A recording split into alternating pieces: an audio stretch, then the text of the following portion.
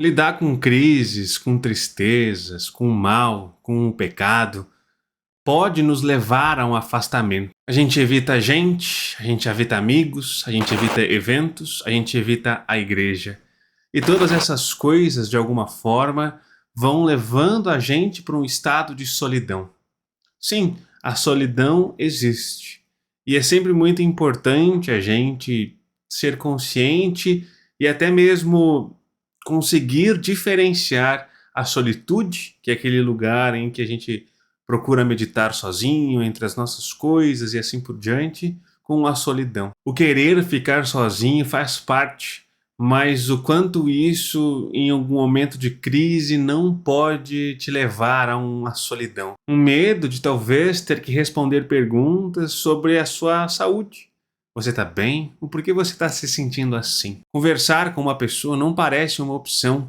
Parece que nós vamos ter que estar justificando as nossas coisas para essa pessoa e sempre tendo aquele pensamento que nós vamos ser diminuídos, as coisas que nós sentimos vão ser diminuídas pelo outro. A gente remoe essas coisas, guarda pra gente, não expõe nada dessas coisas, não busca conselho e fica fingindo que está tudo bem.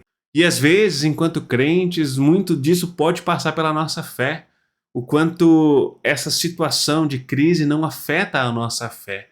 De que a gente questiona as coisas, a bondade de Deus, ou a falta de resolução do meu problema não me afasta de Deus completamente. A nossa fé está em crise e para onde a gente pode correr? E até mesmo, muitas vezes, existe talvez uma doutrina ou um pensamento muito comum de que não é normal um crente estar triste quando se sofre com alguma coisa. Esse momento de crise, de doença, de calamidade, ele não passa pelo nosso raciocínio, não há queixas, a gente parece que é pecado se queixar, e a gente fala dessas coisas muito brevemente, sabe? Pastor, aconteceu isso e aquilo, a pessoa se machucou, a pessoa tá assim, tá sem emprego, mas Deus vai prover e pronto, sabe? Não há um momento de reflexão, é simplesmente um Deus vai ajudar e pronto. Eu até entendo o lado de não falar para os outros porque não quer incomodar eles com as suas coisas ou de ser minimizado com o que você sente, mas guardar isso para você, esconder isso até de Deus, me parece muito essa ideia de que você diminui o que tem, diminui o que sente, ou até mesmo a ideia de que você merece passar pelas coisas que estão acontecendo com você. Até mesmo a vergonha de falar, o que as pessoas vão pensar se eu tiver alguma crise, o que as pessoas vão falar se eu for buscar conselho do pastor, o que vai acontecer se o pastor saber que tá acontecendo isso ou acontecendo aquilo, sabe?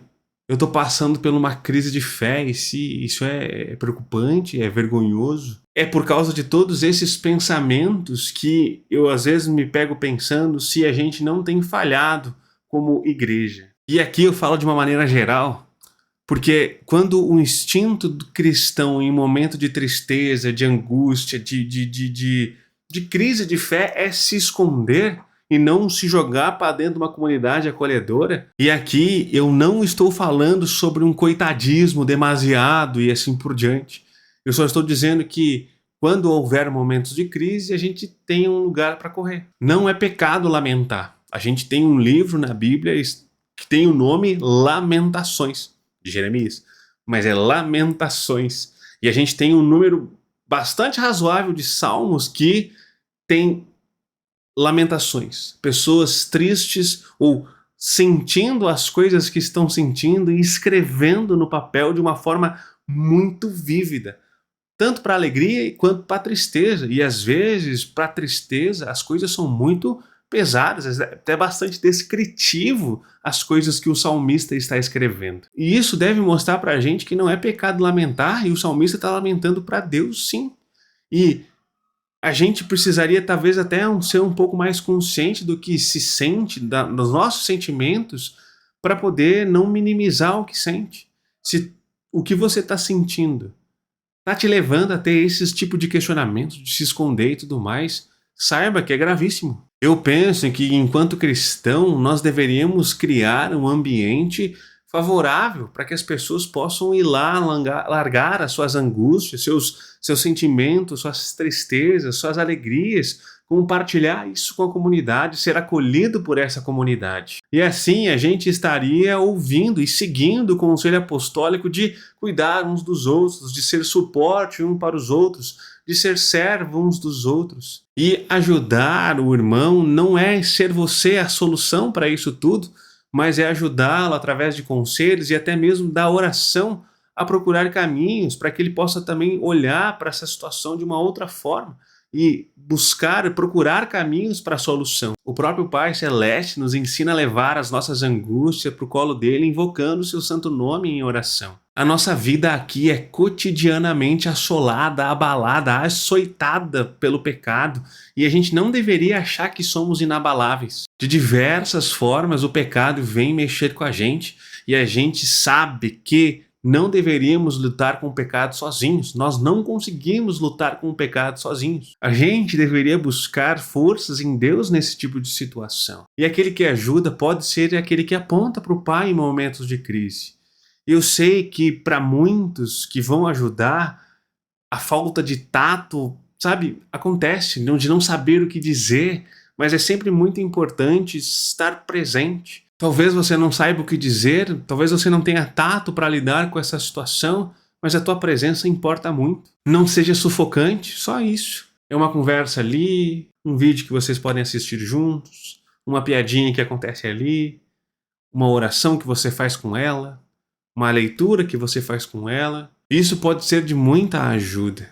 E a ideia aqui não é que você fique sozinho com essas coisas todas, mas ir aos poucos, chamando e conversando para que essa pessoa possa voltar ao convívio ou se sinta à vontade de estar junto com a igreja novamente. É importante que ela tenha contato com a palavra e com os sacramentos nesses momentos. E também é muito importante a comunhão com os irmãos. Nem sempre nós vamos ter os melhores conselhos, mas é sempre importante a gente estar junto. Também é muito importante, enquanto cristãos, criar uma comunidade em que pessoas assim se sintam à vontade, criar um ambiente em que pessoas se sintam à vontade de levar as suas angústias, compartilhar as suas tristezas, compartilhar seus sentimentos, levar as suas conquistas, levar as enfim, levar os seus sentimentos lá para que, mais uma vez, as pessoas se sintam à vontade dentro da igreja, dentro daquela comunidade cristã. E isso pode partir do pastor, mas principalmente deve partir da congregação, da comunidade. Muita gente sofre silenciosamente e a vida de comunidade, saber que aquela comunidade é acolhedora, pode resolver muito. O pastor, na sua formação, recebe todo o ensinamento necessário e vai estar sempre ajudando aquela pessoa. Mas dentro de uma realidade da IELB, da Igreja Luterana, pastores vêm, pastores vão. A igreja não é do pastor, a igreja é daquele povo, daquela cidade, daquela localidade. E é por isso que aquelas pessoas, aquelas famílias que estão lá, deveriam ter a fama de acolhedoras, e não só o pastor. Um ambiente desse salva vidas de verdade, não só nesse mundo, mas também para a eternidade.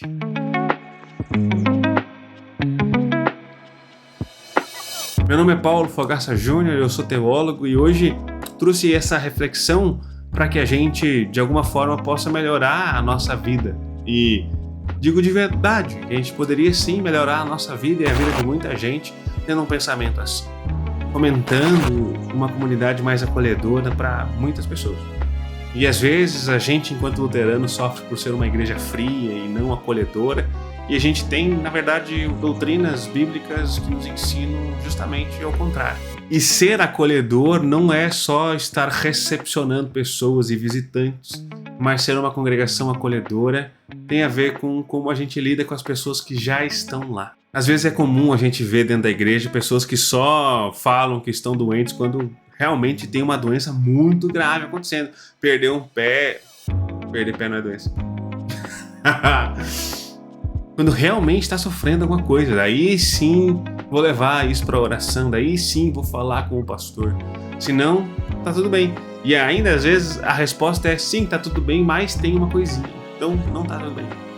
É interessante a gente pensar nisso. E se a gente for extrapolar aquela ideia que toda vez que você pergunta pra uma pessoa, e aí, tudo bem? Ela vai dizer tudo bem?